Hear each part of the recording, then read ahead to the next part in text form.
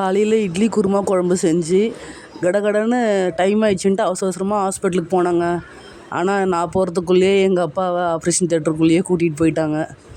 வேறு என்னங்க பண்ணுறது, லேட்டாக வந்துட்டேன். அதுக்கப்புறம் கட்டைப்பை ஒரு கையிலையும் ஃபோனை ஒரு கையிலையும் வீடியோ எடுத்துக்கிட்டே உள்ளே போனேன்னா எஸ்கலேட்டரில் ஏறும்போதே தடுமாறிடுச்சு. சரி, வீடியோ எடுக்கிறது முக்கியம் இல்லை, பத்திரமா போய் சேர்ந்தா போதும்னு ஃபோனை கட் பண்ணிட்டேங்க. வீடியோ எடுக்கிறதையே காமெடியாக போயிடுச்சு. எனக்கே எஸ்கலேட்டரில் ஏறத்துக்கு கூட பயப்படுறியேன்ற மாதிரி ஆயிடுச்சு. அதுக்கப்புறம் நான் போய் கொஞ்ச நேரத்துக்குள்ளேயே ஆப்ரேஷன் முடிஞ்சு அப்பாவும் வெளியில் வந்துட்டாருங்க. என்ன ஆப்ரேஷன் தானே கேட்குறீங்க? கண் ஆப்ரேஷனு அரவிந்தா ஹாஸ்பிட்டலில் பண்ணியிருந்தாங்க இன்றைக்கி. அதுக்காக தான் ஹாஸ்பிட்டல் போயிருந்தேன்.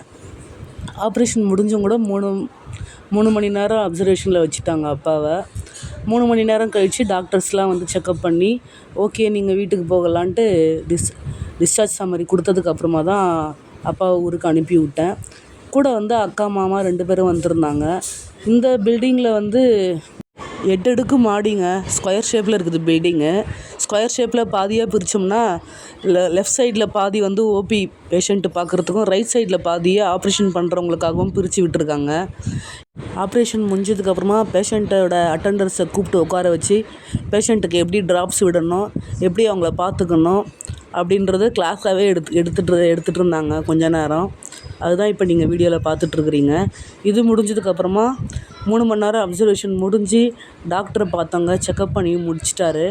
ஓகே நல்லா இருக்குதுன்னு சொல்லிட்டு நீங்கள் டிஸ்சார்ஜ் சம்மரி வாங்கிட்டு வீட்டுக்கு போகலான்னு சொல்லிட்டாருங்க.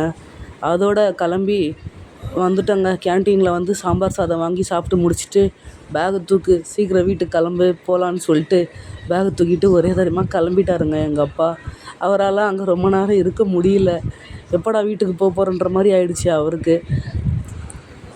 இந்த ஹாஸ்பிட்டலில் ஸ்கொயர் ஷேப்புக்கு நடுவில் வந்து ஒரு பெரிய மலைக்கல் ஒன்று வச்சுருக்காங்க. அழகாக இருக்குது பார்க்குறதுக்கு. ஆனால் மலைக்கல்லை கொண்டு வந்து எதுக்கு வச்சுருக்காங்கன்னு தான் எனக்கும் புரியல. சரி, அழகாக இருந்தது. அது கூட ஒரு ஃபோட்டோ செல்ஃபியும் எடுத்துக்கிட்டேங்க. கண் ஆப்ரேஷன் பண்ண பேஷண்ட்டுக்கு டெய்லியுமே ஐ ட்ராப்ஸு கண்டினியூஸாக விடணும். ஒரு நாளைக்கு 6 வேளை, முதல் வாரம் 2வது வாரம் 4 வேளைன்னு கண்டினியூஸாக விடணும். 15 நாளைக்கு தலைக்கு குளிக்கக்கூடாது, முகத்தையும் தண்ணி போட்டு கழுவக்கூடாது.